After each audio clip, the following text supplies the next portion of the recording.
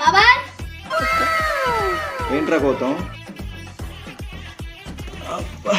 బాబాయ్ మనిషికి ఎన్ని గుండెలు ఉంటాయి? బడికి పోయింది మనం ఎందుకు తింటానికి? అరే గౌతమ్ 206 గుండెకాయలు మనిషికి. అయ్యగారే కరెక్ట్. ఏ స్కూల్ కి పోయినవా స్వామి? ఈ మాత్రం దానికి ఇంత షాక్ అవుతాడేంట్రా? ఇలాంటివి మా దగ్గర చాలా ఉన్నాయి. నేను స్కూల్కి వెళ్ళలేదురా. నాకు స్కూల్ అంటే ఏందో కూడా తెలియదు. నేను బడికి మాత్రమే పోయాను. మనిషికి 2 ఉంటాయి బాబాయ్. రే ఏంటి ఉండేది 2? గుండెకాయలయా స్వామి?